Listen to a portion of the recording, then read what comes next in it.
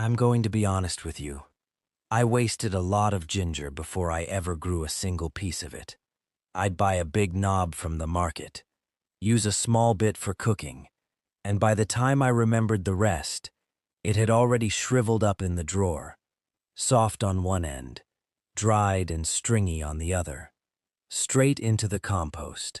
And then one season I thought, why am I buying this over and over? I have a backyard. I have soil. Why can't I just grow it myself? So I tried.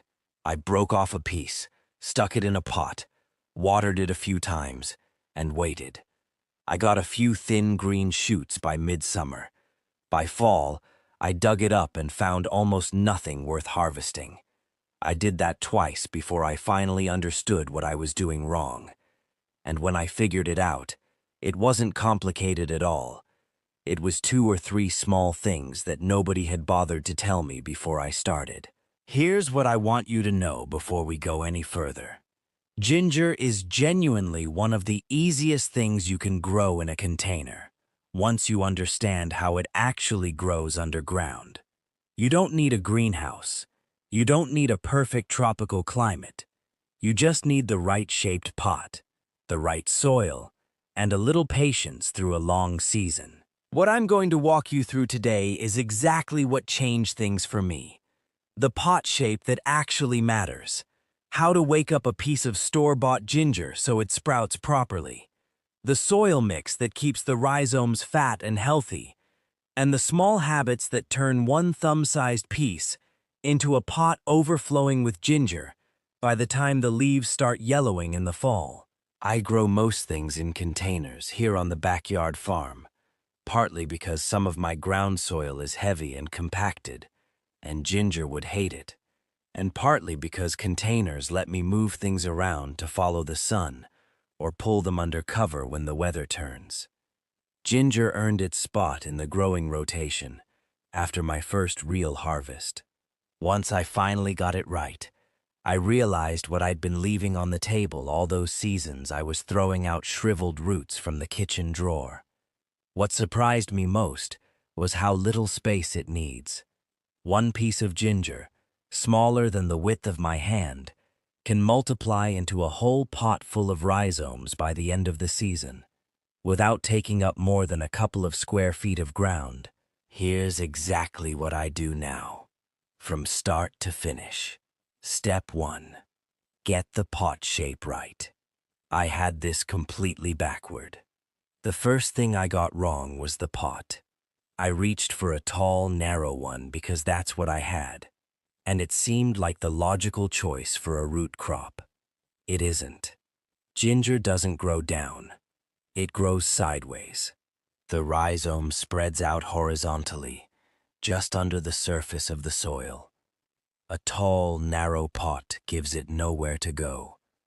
Most of that depth is wasted space. What you want is a container at least 12 inches deep and as wide as you can manage. 16 to 18 inches across works well for a single planting. Fabric grow bags are worth considering because they breathe and help prevent the roots from sitting in soggy soil.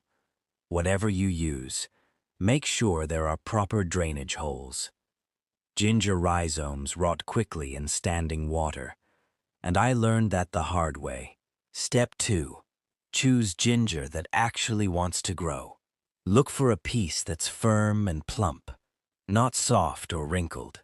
You're looking for small rounded bumps near the tips. Those are the eyes, and that's exactly where new shoots emerge from. The more eyes, the more growth potential. Store-bought ginger is often treated to keep it from sprouting on the shelf. What I started doing was soaking it in warm water overnight, before planting. It strips off that treatment and wakes the eyes up. If you can find organic ginger at the market, even better. It tends to sprout faster, without any extra coaxing. Step 3. Build a soil mix. Ginger actually likes what it wants, is something loose, rich, and well-draining. What I mix now: basic potting soil, combined with some finished compost and a good handful of perlite or coarse sand, enough to keep things airy. I fill the container to about 2 inches from the rim, so there's room for watering without the soil spilling over the edge. Step 4. Shall. Plant it shallow. This is where I went wrong the first time. This step tripped me up because it feels completely wrong. Every instinct tells you to bury a root crop deep. Don't. Lay the ginger piece flat on top of the soil with the eyes facing upward. Then cover it with just an inch or two of soil selmed, barely tucked in. That's it. If you're planting more than one piece, give each one 10 to 12 inches of space so they can spread without crowding each other out later in the season. Step 5. Shin. Light, warmth, and how I water it. Ginger grows wild in the understory of forests, so it actually prefers dappled shade or morning sun with afternoon shade. I had mine in full sun my first season, and the leaves burned. Morning light, then shade from midday onward, is what works on my farm. It also does not tolerate cold. Once temperatures drop below the low 50s, growth stalls. Keep that in mind for when you're positioning containers, somewhere you can move them quickly if the weather changes. For watering, I aim for consistently moist but never soggy, soft like a wrung-out sponge. I check the top inch of soil with my finger before I water. If it's still damp, I leave it. If it's dry, it gets water. Step 6. Sough. Feed it through the season. This is where I used to cut corners, and it showed in the harvest. Ginger is a hungry plant if you want real results. At planting time, I work compost into the soil mix. Then every 3 to 4 weeks through the growing season, I feed with a balanced liquid fertilizer.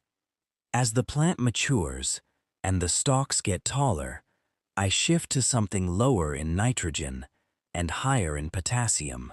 Too much nitrogen pushes the plant into producing leafy growth at the expense of the rhizome underground. And the rhizome is the whole point. Those are the 6 things that made the difference for me. The right pot shape, healthy ginger with good eyes, loose, rich soil, shallow planting, the right light and moisture, and consistent feeding. Get those right, and the plant does the rest over the season. Let me give you the numbers from my own experience, because this is what finally made me take ginger seriously as a backyard crop. I started with 1 piece of ginger. Cost me about $1.50 at the market, a hand with several good eyes on it. By the time the leaves started yellowing at the end of the season, that single piece had multiplied into roughly 2 pounds of fresh ginger. At market prices, that's somewhere between $8 and $10 worth of root from 1 pot and less than $2 spent to start it. And I haven't bought ginger since that first real harvest. I set aside a few firm pieces from the pot, and those go back in the ground the next season. The cycle pays for itself after the first year. That's not a small thing. That's a kitchen staple I no longer have to think about buying or throwing out. None of what I've shared here required special tools or knowledge I was born with. It required getting the pot shape right, understanding that ginger spreads sideways, not downward, and being consistent through a long growing season. If you've got a piece of ginger sitting somewhere in your kitchen right now, that's your starting point. Soak it overnight. Find a wide, shallow container and get it in the ground. You'll be surprised what comes up by the end of the season. Did you know ginger needed a wide, shallow pot before today? Let me know in the comments. And if you've grown ginger before on your own plot, I want to hear what worked for you. I read every comment. Next time, I'll walk through how I cure and store the harvest so it keeps through the whole winter without losing flavor. Until then, keep your hands in the soil. If this saved you from wasting another piece of ginger, do me a favor. Hit like, subscribe if you're new here, and drop a comment telling me what you're growing this season. It costs you nothing and takes 2 seconds, and it genuinely keeps this backyard farm channel going. There's also a short weekly note in the description. What's going in the ground, what's working, and what isn't. Straight from the farm. No pressure. It's there if you want it.